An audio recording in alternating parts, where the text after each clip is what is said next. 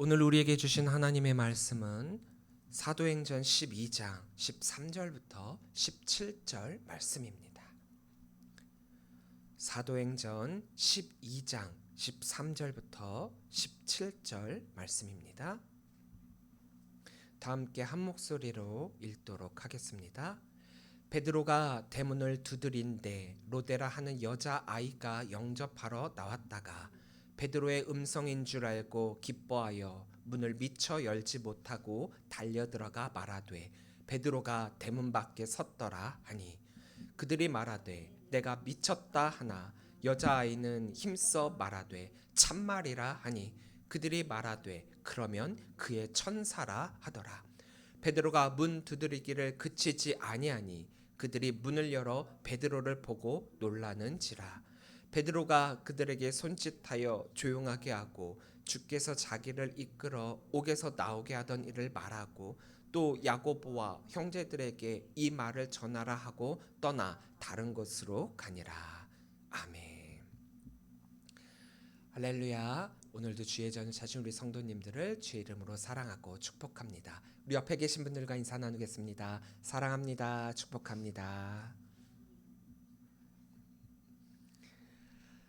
기도의 마음가짐이라는 말을 아시나요?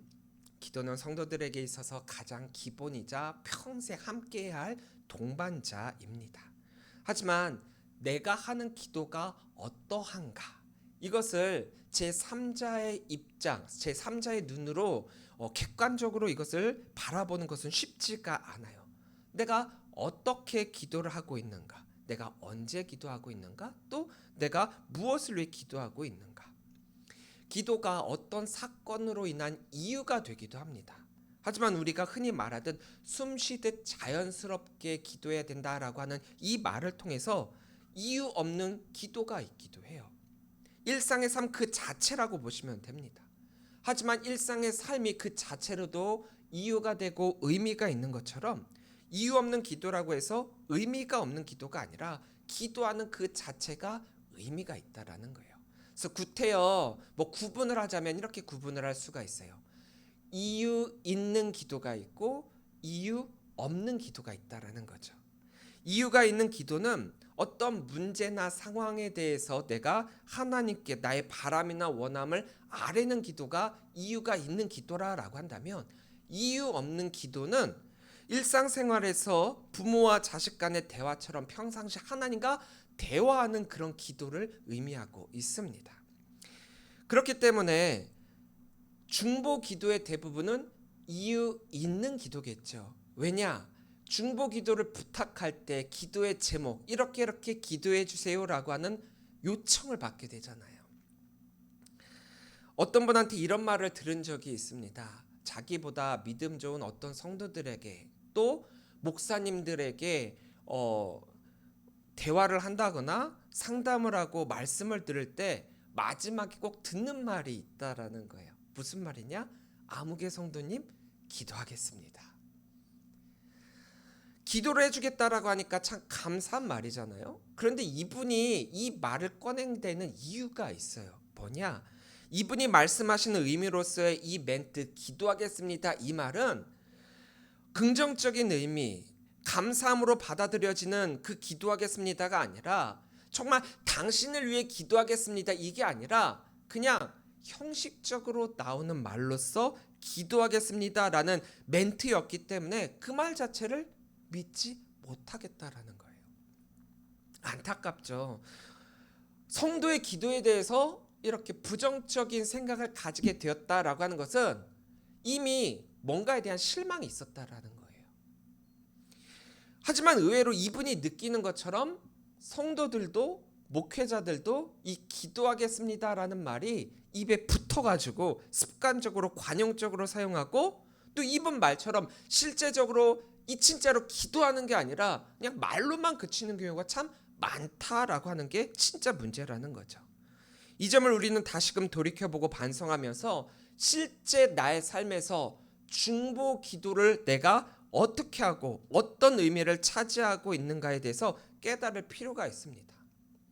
교회에서 사용되어지고 있는 이 기도하겠습니다 이 말은 굉장히 관용적으로 많이 사용되어지고 있어요.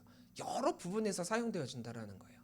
예를 들면은 어떤 일에 대해서 건의를 한다거나 또 누군가에게 무슨 부탁을 할 때 일반 사람들은 생각해 보겠습니다라는 이러한 대답을 하지만 우리 믿는 사람들, 성도들은 뭐라고 대답하느냐?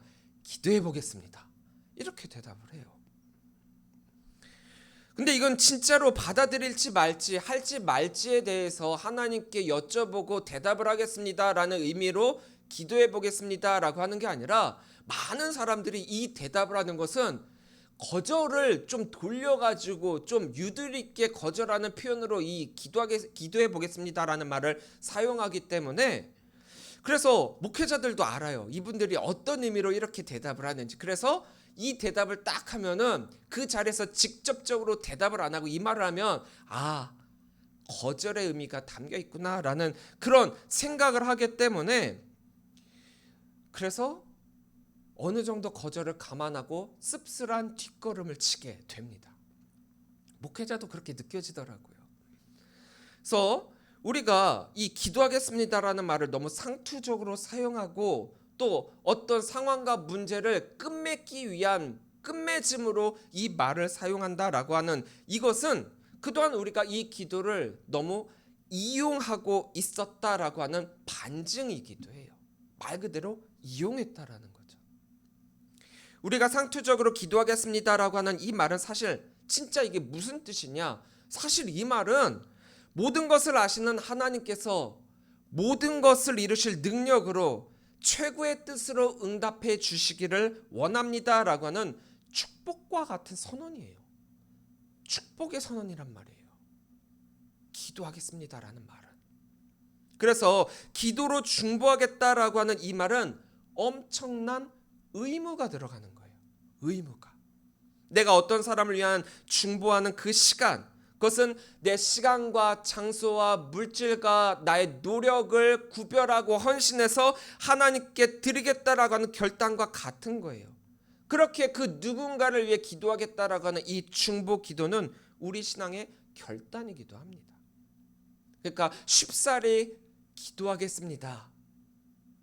이거는 사용해서는 안 되는 거예요, 사실. 이 말엔 엄청난 의무가 들어있기 때문에.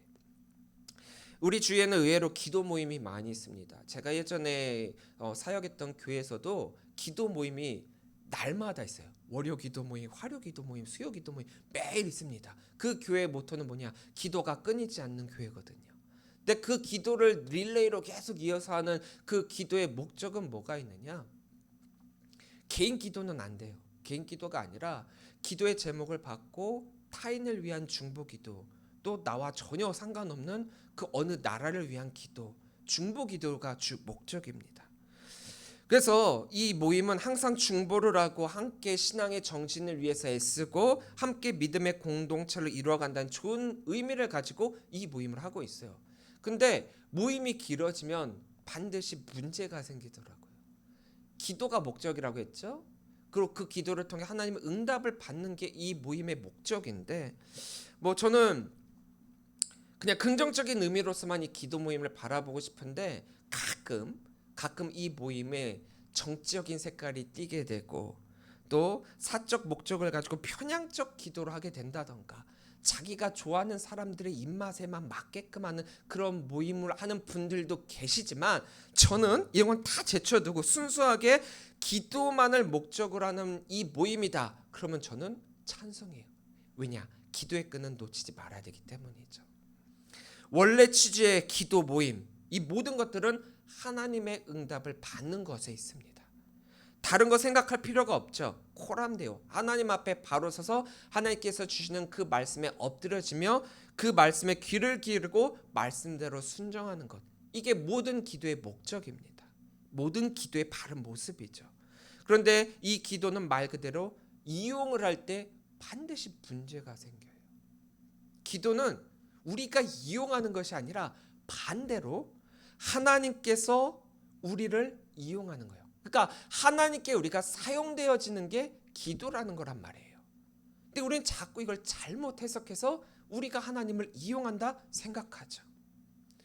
헤롯 아그리파 1세의 음모로 인해서 감옥에 갇혔던 베드로입니다. 근데 이를 위해 모든 교회와 성도들이 합심해서 기도했고, 이제 유월절이 끝나면 야고보 사도와 마찬가지로 처형당할 위기에 처해 있는데, 이들의 기도와 또한 베드로의 이 사역에 대해서 하나님께서 응답하셔서 천사를 보내주시고 구원해 주신 놀라운 응답을 받게 되지요. 11절부터 12절입니다. 이에 베드로가 정신이 들어 이르되 내가 이제야 참으로 주께서 그의 천사를 보내어 나를 헤롯의 손과 유대 백성의 모든 기대에서 벗어나게 하신 줄 알겠노라 하여 깨닫고 마가라는 요한의 어머니 마리아의 집에 가니 여러 사람이 거기서 모여 기도하고 있더라. 얼마나 흥분됐겠어요. 이제 억울하게 옥살이를 살고 있는 이 베드로가 이 유월절만 지나고 나면 앞서서 죽었던 야고보처럼 자신도 이제 죽게 될 터인데, 천사 인도에 따라 가는 곳마다 저절로 감옥문이 열리고 가는 곳마다 그 많은 파수꾼들이 있었는데 자기가 지나가는 것도 모른 채 짜릿짜릿한 그 이적을 경험하며 감옥을 나오게 되었으니 말입니다. 얼마나 감사했겠어요. 자신을 죽음에서 건지신 놀라운 하나님의 은혜의 말입니다. 감옥에서 빠져나와 요한의 어머니 마리아의 집에 도착한 이 베드로는 자기가 경험한 이 이적을 성도들과 빨리 나누고 싶었을 것입니다. 그래서 이제 문을 똑똑똑 두드리게 되죠.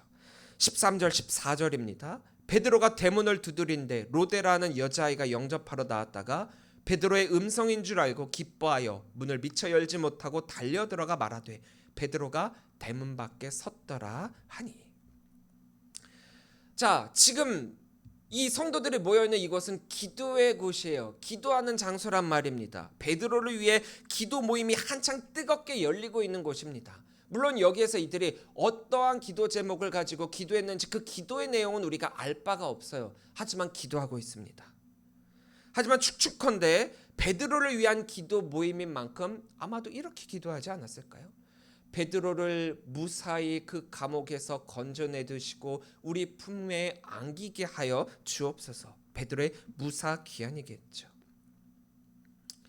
베드로가 야고보처럼 그렇게 처형을 당하게 되면 많은 이들이 또 힘든 일을 당하게 될지도 모르고, 또 자신들을 이끌던 사도, 이 초대교회 수장이 무너지면 반드시 문제가 터질 것이고, 또 하나님을 믿다 이렇게 죽게 된다라고 하는 것이 이 기독교의 선교상 좋지 않으니까 아마 베드로의 무사 귀환을 위해 기도했겠죠. 물론 다른 시각으로도 바라볼 수 있습니다. 어떤 모습이냐? 이 당시의 성도의 믿음의 기조는 무엇이냐? 내가 죽기까지 죽을지언정 주님의 복음을 전하다 죽는 것을 나의 자랑으로 여기겠노라. 그래서 그 복음이 땅끝까지 이르러 나는 그 증인의 삶을 살겠다.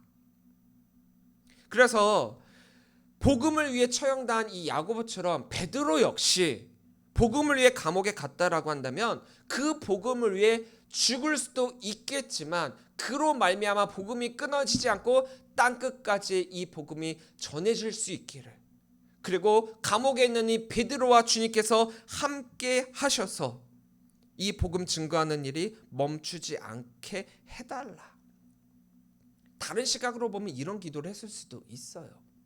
여하튼 베드로가 안전하게 무사 귀환을 하든 베드로가 죽을지언정 복음이 끊어지지 않게 해달라고 하든 기도이든 이들은 열심히 이 안에서 기도를 했다라는 거죠.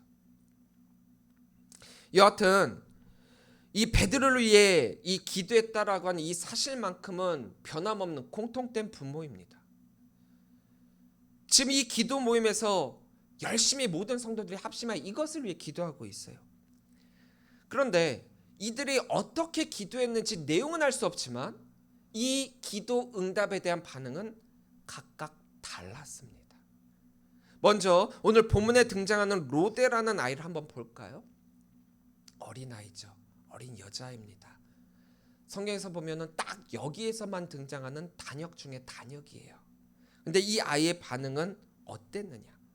베드로가 밖에서 문을 탁탁탁 두드립니다. 그리고 베드로가 자신이 베드로임을 밝히죠. 마중 나갔던 이 로데라는 아이가 베드로의 음성을 듣자마자 깨닫게 되죠. 아, 베드로구나. 그래서 문을 열어주는 것도 잊은 채 놀라 기쁨으로 다시금 집으로 들어가 지금 베드로가 문 앞에 서 있습니다 라고 고백하고 선포하죠. 여기에 포인트가 하나 있어요. 이 아이가 베드로임을 완전하게 확인한 게 아니라는 거죠. 음성만을 듣고 확신했다라는 거예요. 15절입니다. 그들이 말하되 내가 미쳤다 하나 여자아이는 힘써 말하되 참말이라 하니 그들이 말하되 그러면 그의 천사라 하더라. 이 여자아이는 로데라는 여자아이는 베드로임을 확신했고 베드로가 무사히 자기들의 품으로 돌아왔다는 걸 확신했는데 기도에 힘썼던 성도들은 어땠느냐? 이 로데의 말을 듣고 내가 미쳤다. 내가 헛소리를 한다. 이렇게 반응하고 있다라는 거예요. 즉 이들은 베드로를 위한 기도를 했지만 베드로가 지금 이 상황 가운데 이 순간 이 집으로 돌아와서 자기들 앞에 무사히 왔다라고 하는 그 사실을 믿을 수가 없다라는 거죠. 굉장히 이러한 반응은 당혹스러워요. 왜냐? 이들은 베드로를 위해 기도하고 있었거든요. 근데 그 기도의 응답으로 베드로가 짠 나타났어요. 아마도 이들은 베드로가 이곳에 올 것이라고 하는 생각 자체가 없었을지도 모릅니다. 앞서서 제가 말씀드렸다시피 베드로가 죽는다라는 걸 이미 단정했을지도 몰라요. 이들의 이 믿음과 신앙의 기조가 이 당시는 그랬으니까. 그러나 베드로가 죽을지언정 우리는 그 복음을 끝끝내 이어가서 복음의 증인으로서의 삶을 살아가겠노라. 이 복음이 끊어지지 않게 하옵소서라고 기도했을 걸지도 모릅니다. 하지만 만약에 정말 베드로가 무사히 우리들 품으로 돌아오게 해주십시오라고 이런 기도를 했다면 베드로가 돌아왔을 때 베드로가 왔다라는 말을 들었을 때 이들의 반응은 어떠해야 했습니까? 당연하게 받아들이고 하나님께 영광 돌리고 함께 기뻐해야 되었겠죠. 하지만 그들은 그러지 못하고 있습니다. 아니 이 아이의 말을 듣고 도리어 베드로임은 믿지 못하는데 만약 너가 그렇게 주장한다면 베드로의 천사일 것이다. 영적 존재인 천사의 등장은 믿는데 베드로가 짠 나타나는 것은 믿지 못하고 있다라는 거죠. 그를 위해 기도했지만 그가 돌아오리라는 믿음이 없었기 때문일 수도 있다라는 거예요. 이런 기도를 우리가 자주 합니다. 비가 너무 안 와서 가뭄이 있어요. 그 가뭄을 해소하기 위해 기우제를 합니다. 기도를 하죠. 비를 내리게 해달라고. 근데 기도를 하고 얼마 있지 않아 비가 내렸어요. 근데 거기 있던 사람 모두가 쫄딱 비에 젖었어요. 이유가 무엇입니까?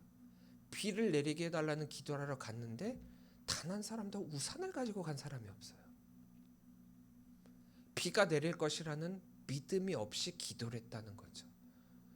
당연히 비가 내릴 것이다 라고 했으면 뭐 우비를 가져가든 우산을 가져가든 비를 피할 방편을 마련하고 갔어야죠. 우린 이런 기도를 참 많이 한다는 거죠. 기도는 해요. 기도는 하는데 기도가 응답받을 것을 믿지 못하고 기도할 때가 많아요. 사실 기도라면서 너무 습관처럼의 모습으로 기도하고 있지는 않은가, 내 자신의 모습을 살펴볼 필요가 있습니다. 한 예로 어느덧 매일의 식사 기도를 우리가 너무 습관적으로 하고 있습니다. 이 양식을 주신 하나님께 진짜 감사하기보다 내가 뭐 이제 기독교인이니까 식사 기도는 해야 되고 또 남들 볼 때도 내가 기독교인이라고 하니까 당연히 기도 식사 기도 할 거라 여기니까 어쩔 수 없이 누군가 보고 있기 때문에 하는 기도가 되고 있지는 않은가. 사실 이런 기도를 할 때는 하나님의 응답이 필요가 없거든요. 그렇잖아요. 그냥 나 일방적인 나의 뭔가에 대한 반응으로서의 모습일 뿐이잖아요. 우리 신앙생활은 규칙적인 모습으로가 아니라 습관적으로 바뀐 때가 너무 많이 있어요. 하나님의 응답을 기대하고 기도를 하는 것이 아니라 그냥 내 자신의 넋두리나 난 이만큼 했다라고 하는 자기 변명으로서의 기도라던가 아니면 다른 사람들에게 나는 이렇게 그 누군가를 위해 중보기도한다라고 하는 자랑으로 또 인정받기 위해 그렇게 기도하고 있는 그 모습이 지금 이 기도 모임에 참석하고 있는 나의 모습은 아닌가?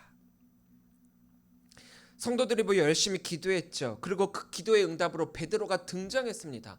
만약에 이렇게 등장했다라고 한다면 짠! 하나님께 영광이요 이 모든 것을 이루신 그 하나님의 능력에 따라 난 더욱더 열심히 믿음의 삶을 살겠노라 고백해야 되는 것이 우리들의 기대치예요. 물론 상황이 상황인지라 그 밖에 그때 누명을 쓰고 감옥에 들어간 베드로가 살아 돌아왔다라고 하는 그 사실은 기적입니다. 야고보는 벌써 이미 그래서 처형당했잖아요. 어떻게 보면 믿기지 않는다라는 건 당연하다면 당연할 수 있지만 그들이 그토록 기도하고 있었던 기도였음에도 불구하고 그들 스스로가 그 기도의 응답함을 거부하고 있다라는 거예요. 하나님은 우리의 기도에 응답하십니다. 더군다나 중보 기도의 응답은 우리의 생각, 우리의 뜻, 우리의 바람, 우리의 상식을 넘어서 놀라운 방법으로 응답하고 계십니다. 하나님의 응답하심은 굉장히 놀라워요. 성경에서도 우리가 믿음을 가지고 하나님께 기도하면 누구나가 응답함을 받을 수 있다라고 했어요. 구하라 주실 것이요. 근데 다른 부분에선 이런 말씀도 있습니다. 너희가 구하여도 받지 못하면 너희가 잘못 구함이라. 물론 우리가 믿음을 가지고 구하고 기도하는 것 너무나도 당연하고 좋습니다. 그래서 우리가 그동안 믿음으로 기도한 기도에만 하나님께서 응답하신다라고 생각을 했어요. 근데 이 말은 반은 맞고 반은 틀립니다. 믿음으로 기도한 기도에 응답한다? 맞아요. 그런데 응답 안 하실 때도 있어요. 우리가 믿음으로 이루어질 걸 믿었지만 안 이루어졌다? 믿음을 정말 믿었는데 안 이루어졌다? 그럼 이 사람은 나중에 이루어지지 않음으로 인해 어떤 일이 일어나는 줄 아세요? 더 큰 원망과 하나님께 정말 반기까지 드는 반기독교인으로 변하기까지 합니다. 하나님 내가 이렇게 간절하게 이토록 소망하면서 정말 내가 최선을 다해서 기도했는데 왜 안 들어주세요? 이렇게까지 했으면 하나님 들어줘야 되는 거 당연한 거 아닙니까? 그래서 이렇게 믿음으로 기도했는데 이루어지지 않았다라고 도리어 교회를 떠나고 믿음을 잃어버리고 반기독교적 성향으로 살아가는 사람들이 많이 있어요. 근데 제가 아까 말씀드렸죠. 믿음으로 기도하는 거 중요하고 맞지만 믿음으로 기도했다고 이루어지지 않는 경우도 있다. 이유가 무엇이냐? 너희가 잘못 구합니다. 응답해 주실 것을 믿었지만 정말 믿었지만 안 이루어졌다? 잘못 구한 거예요. 반면에 믿음 없이 기도한 기도가 있습니다. 그렇다면 믿음 없이 그냥 기도했는데 이 기도에도 하나님이 응답하실까요? 어떨 것 같으세요? 하나님께서 응답하십니다. 아니 믿음으로 기도해도 기도가 이루어질까 말까인데 믿음 없이 한 기도해도 기도가 이루어진다고요? 뭐 이래도 흥 저래도 흥 뭐 기도가 뭐 이따입니까? 이렇게 이런 질문을 하고 이런 반문을 할 수도 있죠.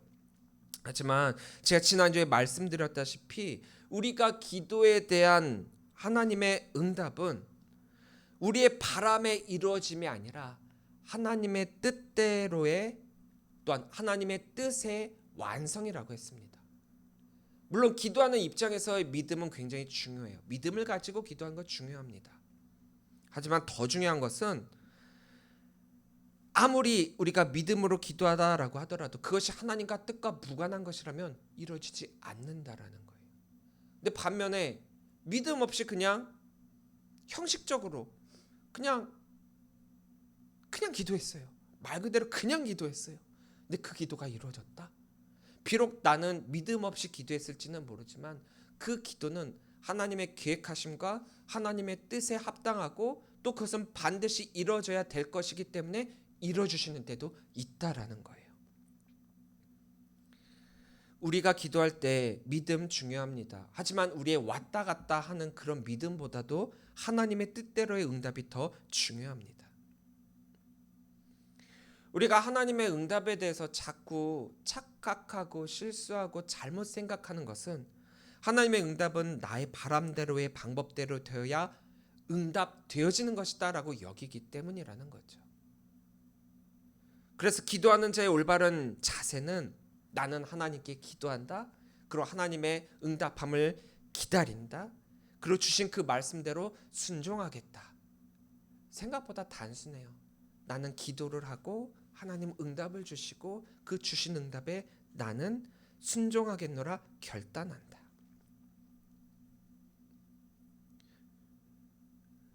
이걸 보면 사실 믿음은 크게 중요하지 않습니다. 왜냐? 우리가 기도를 했다, 하나님께 기도했다라는 이 행위 자체로서 결과가 나타나니까요. 그러면 믿음 없이 그냥 믿음과 상관없이 기도하면 되는 것 아닙니까? 어떤 때는 우리가 기도한다는 이 모습이 비록 우리의 개인적 욕심이나 이기심 가득하고 형식적이다라고 할지라도 하나님의 역사는 그럼에도 불구하고 계속되어지기 때문에 우리 기도의 행위로서의 응답은 반드시 이루어져요. 단 우리의 바람과는 다를 수 있습니다. 하지만 제가 그랬죠. 우리가 믿음으로 기도해야 되는 이유는 바로 하나가 있어요. 뭐냐?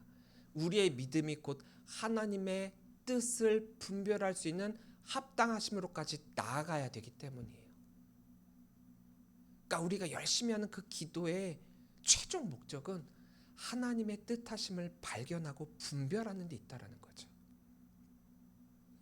지금 이 기도의 모임에서 이들의 이 모습을 볼 때 이들은 어쩌면 믿음이 부족한 모습으로 기도하고 있습니다.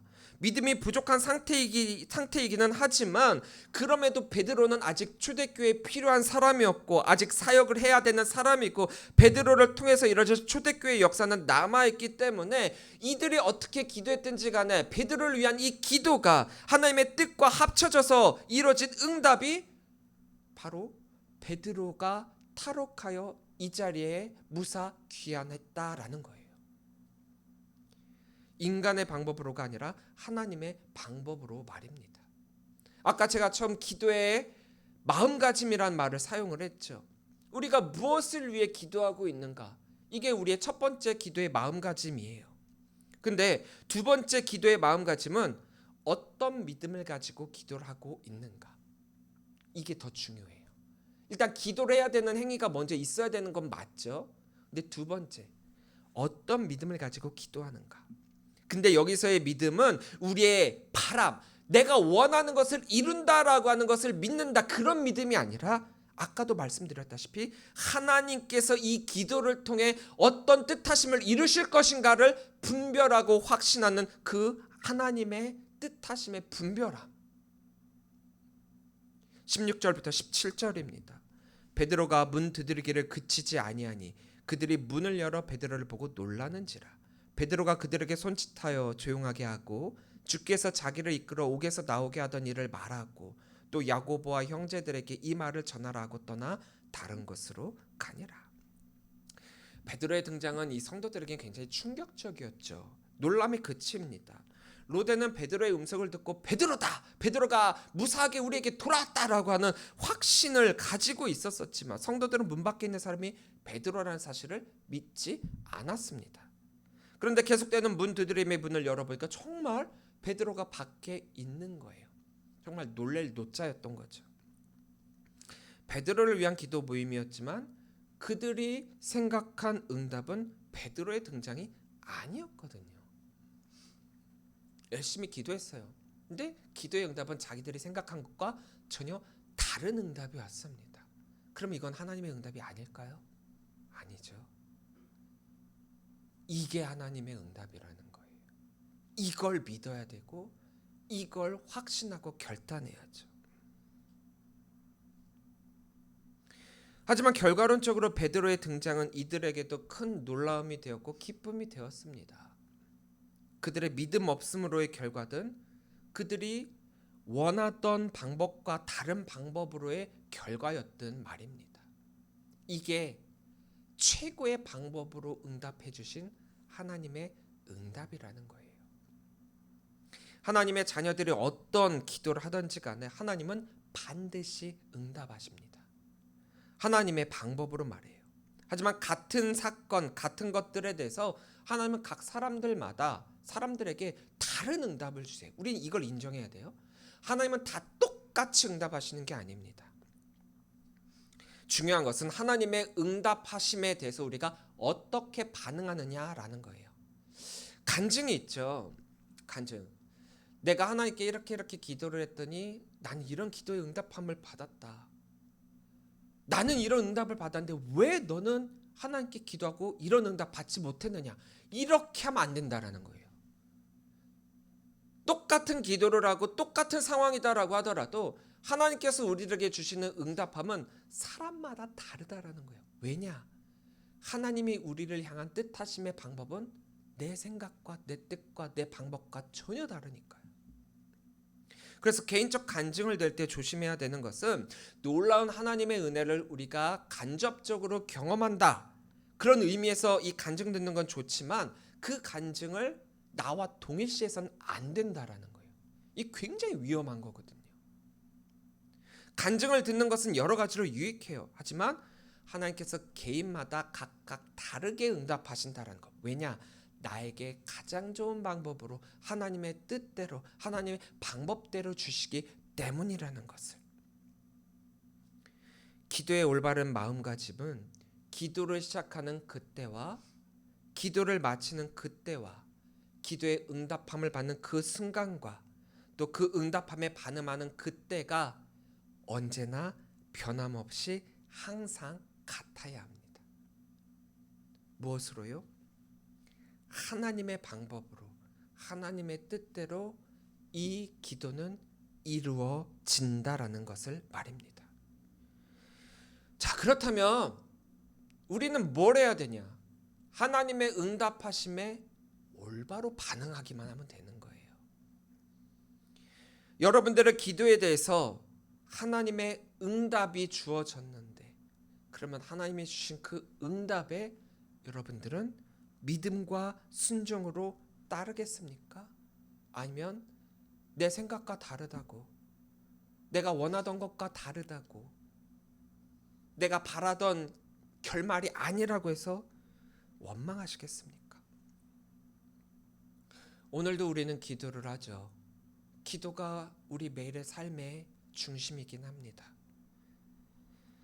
매일 기도하기 때문에 오늘도 우리는 하나님의 응답을 받습니다. 하나님이 여러분들에게 주신 그 응답이 바로 여러분들을 향한 하나님의 사랑임을 잊지 마시기 바랍니다. 여러분들을 향한 하나님의 뜻임을 잊지 마시기 바랍니다. 그 하나님의 응답하심에 감사하며 또한 하나님께서 주시는 그 말씀에 순종하며 믿음으로 나아가 하나님이 어떠한 모습으로 방법으로 응답하시던 간에 그 응답함이 바로 나와 여러분들의 최고의 응답임을 기억하고 하나님의 뜻을 이 땅 가득 이루어 가시는 저와 언약교회와 우리 모든 성도들이 되시기를 주의 이름으로 간절히 축원합니다. 기도하겠습니다.